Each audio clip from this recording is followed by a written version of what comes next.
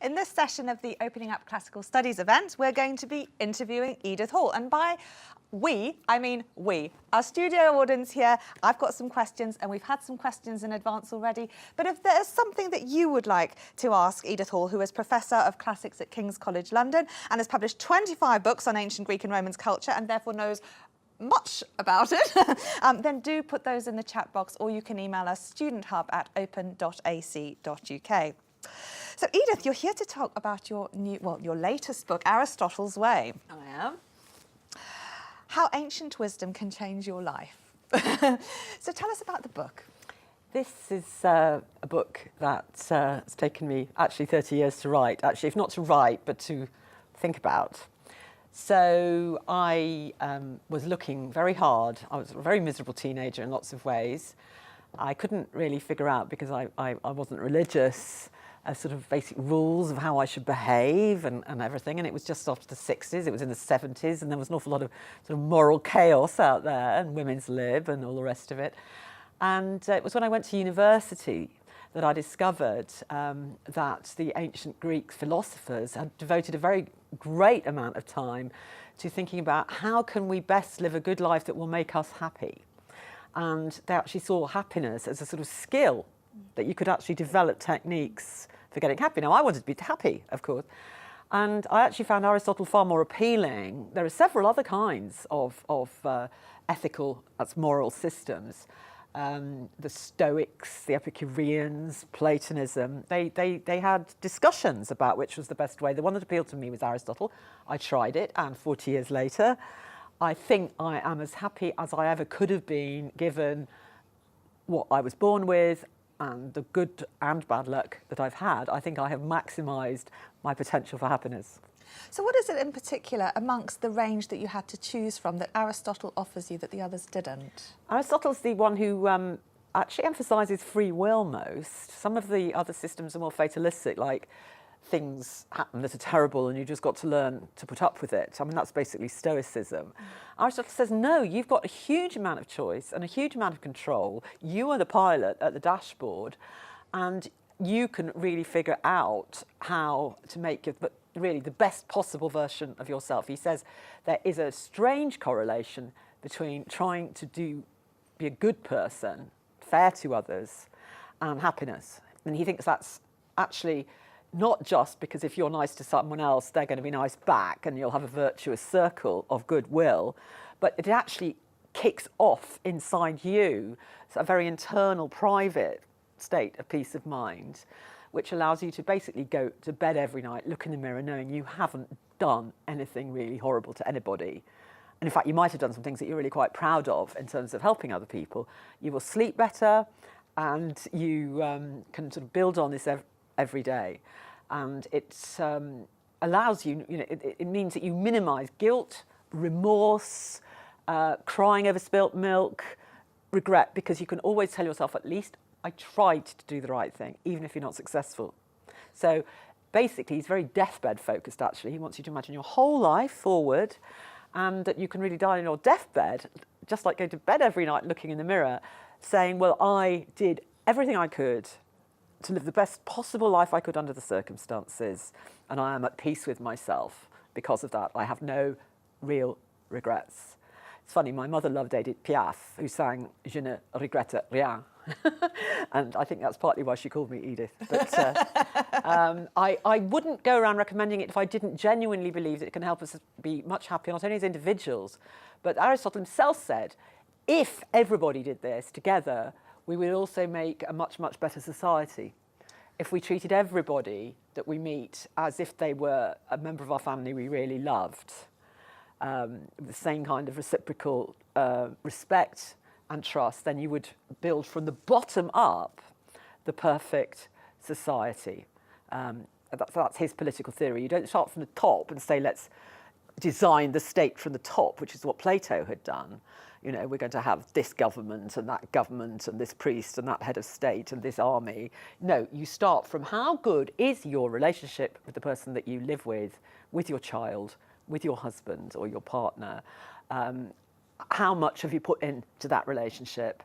If we multiply that up, we will have the happiest possible society we could have.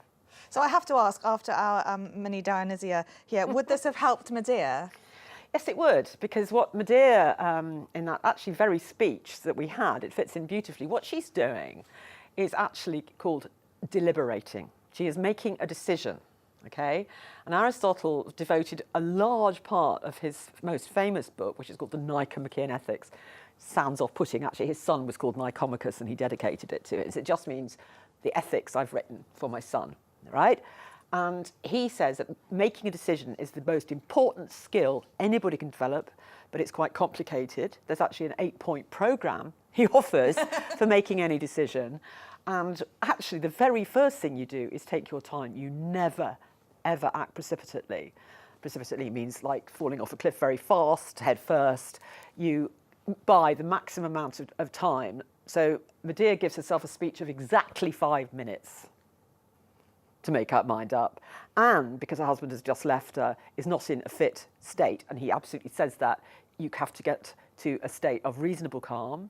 You need someone else to deliberate with. You've got to do it in a very democratic way. It's very difficult to do it all on your own. You need to test out your opinions. You need to verify all information. Famously in Britain, I'm not going to say what my opinion on Brexit is. I'm maybe somewhere in the middle. But we did not deliberate properly. We took that decision without verifying information about what would happen, calibrating likelihoods, testing out the responses of different sectors of the community, all the things that Aristotle says that you have to do. So deliberation is a word we don't use enough because we don't do it enough. And I do find one of the most popular talks I give when I'm going to schools to sort of 16 to 18-year-olds is how to make a decision, because nobody's ever really sat them down and done it. So there are all these things, and actually the verifying information is so important. So the basic thing you have to do, shall I leave my boyfriend? My girlfriend has told me that she saw him kissing someone else at a party, right? Do you believe her? Or do you go and verify that information? Do you actually ask him, right? Of course you do. But actually most of us just act blindly on impulse if we're given a little bit of gossip.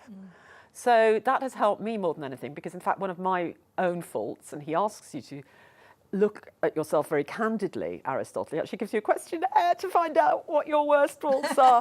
And impulsiveness was very definitely one of mine. Very definitely. I'm a hugely emotional, impulsive person, and I have learnt, the number of emails when I say, I'm afraid I can't take that decision quickly, can I get back to you in a week? And you usually can.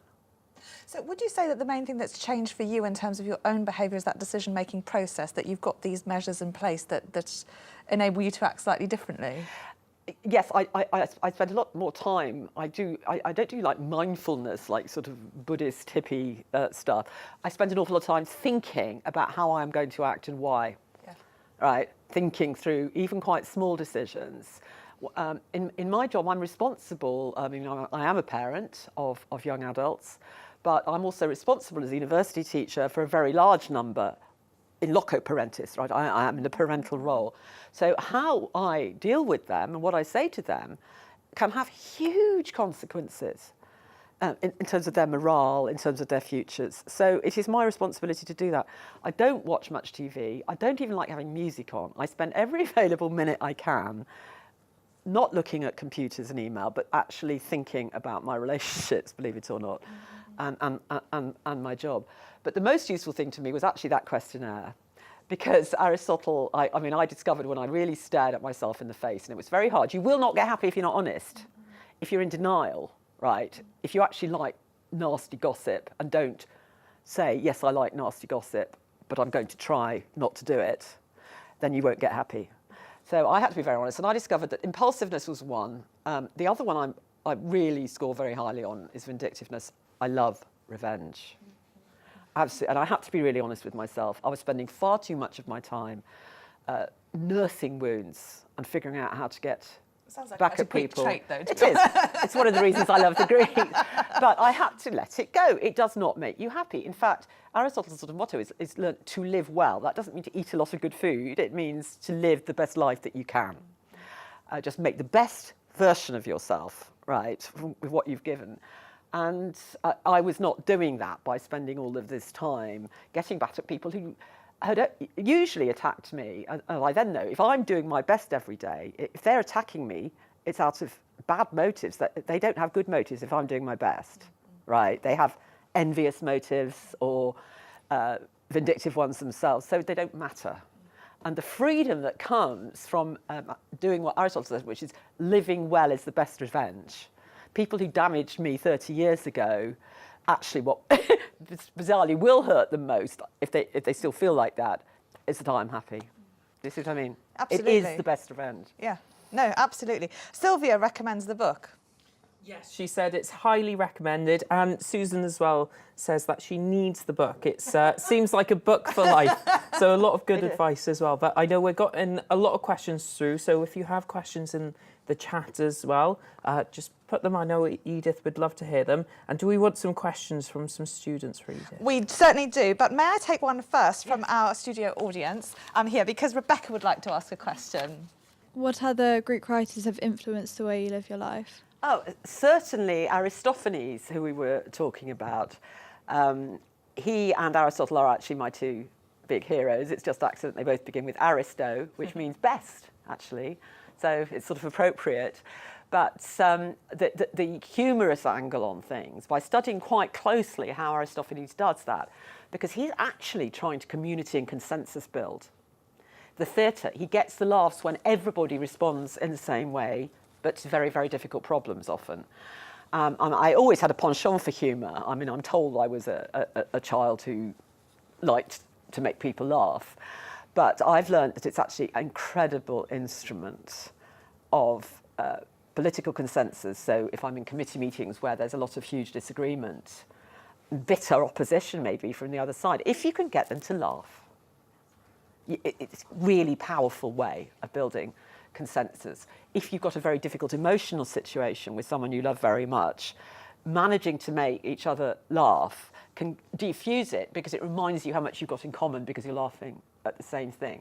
So of course, not every joke I do is for political or emotional reasons, but I've learned more from Aristophanes than from any other figure about that. And also his laughter is not just a community, it's a democratic community. It's about building often the laughter of the underclasses or the less rich against top politicians and so on. So it's building this sort of democratic middle of the road. How do we all feel? What can we all take in terms of humour? And just sheer joy.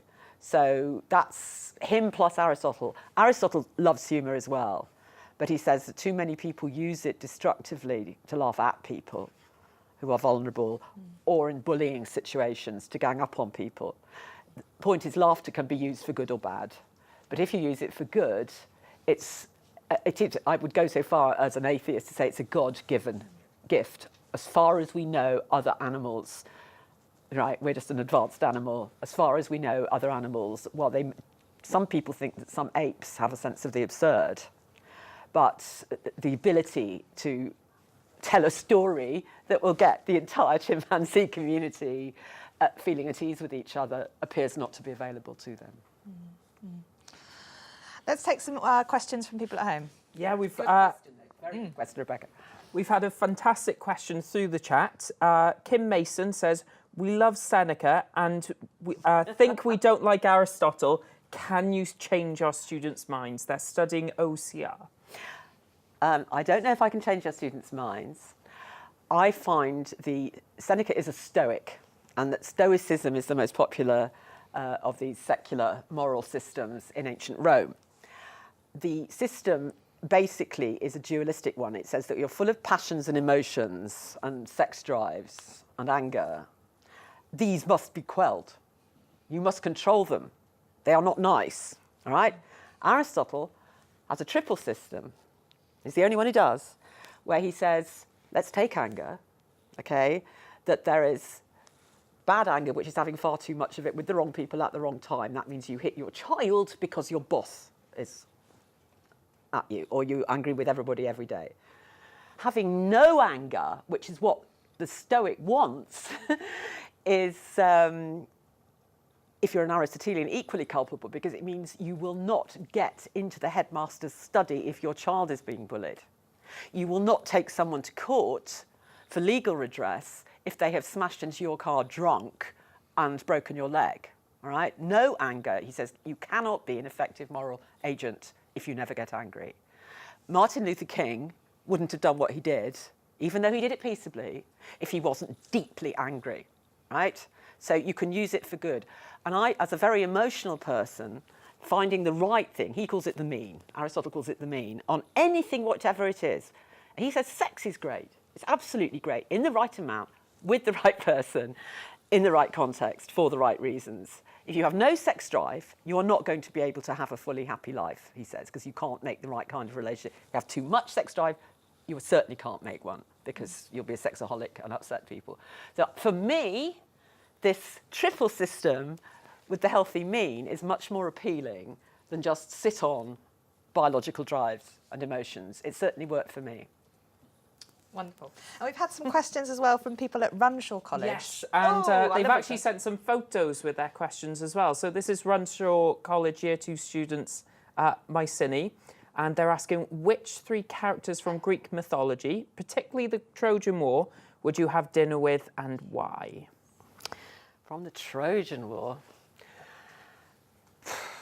That is a very good question, because they're all pretty sort of serious, take themselves seriously, don't they? So for a dinner party, I know, for a need dinner to be party. careful. Who's the funniest? Well, actually, Odysseus, of the big Greek heroes, is by far the funniest, without a doubt. He has got a sense of humour. I'm not sure that you could say that Achilles did. I certainly wouldn't be having Agamemnon. I think Eurycleia, the old nurse of Odysseus, I suspect she had a few stories to tell. She could remember his babyhood. As we always want to have a senior lady at any symposium. So that's true from the Odyssey. I really do need one from the Iliad. Well, you know, I wouldn't want Nestor because he told those incredibly long and boring stories about when he was a horseman in his youth and goes on for books and books and books. But I like Patroclus. Patroclus is the one that Achilles goes berserk about when he's killed. Achilles' best friend.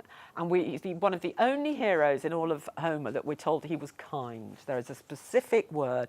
Everybody loved Patroclus, not because he was a mighty warrior, but because he was kind. So I'm going to have my kind, dishy Patroclus, yeah?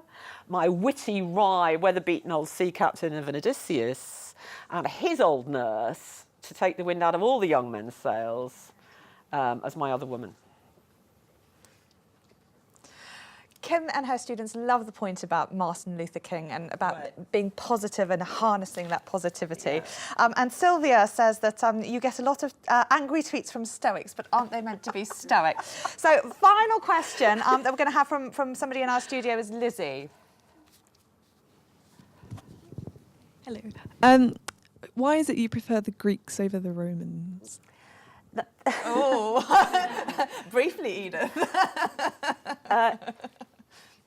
They're much more joyful. That's partly because they're not so stoic, actually. Stoicism is the dominant sort of ideology of the Roman Empire. They're much more joyful, but they also invented almost every aspect of the inside of your mind.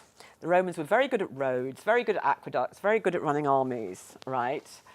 The Greeks gave you philosophy, psychology, history writing, theatre, democracy, geography, astronomy, every form of biography and autobiography. Almost all the great myths were Greek before they were ever Roman. And they gave you every important philosophical school, and they gave us all the ideas about theatre and performance that we've got, and their visual culture, to me, those amazing vases, of which we've got thousands and thousands that invite us so directly into their lives. They had a thing about beauty that I don't think the Romans had. So they were more fun, they were more beautiful, and they were cleverer. Well, let's see what you all have to say. Which is best, Greek or Rome? Greece or Rome? Yes! We win! We win! We win! Edith, that's been absolutely wonderful. We've got so many more questions that we just don't have time to cover today. It is such a shame. Tell them to tweet them to me in a nice way. At Edith May Hall. My middle name is May, just at Edith May Hall. Tweet me the question, I will answer it. Brilliant. But not angry if you're a Stoic, so that's wonderful. Thank you so much for coming along. Your enthusiasm is just so infectious, and I think it's wonderful that you've got this project and you're going to inspire so many people. So thank you. And Edith's also got some great videos on YouTube if you'd like to hear more as well. So we're going to watch a quick video now. We're going to hear from one of the OU's professors, Phil Perkins, and then we're going to have a short clip of an animated version of Lysistrata, which we were talking about a little bit earlier, and then we're going to come back and talk about the Votives Project. I'll see you soon.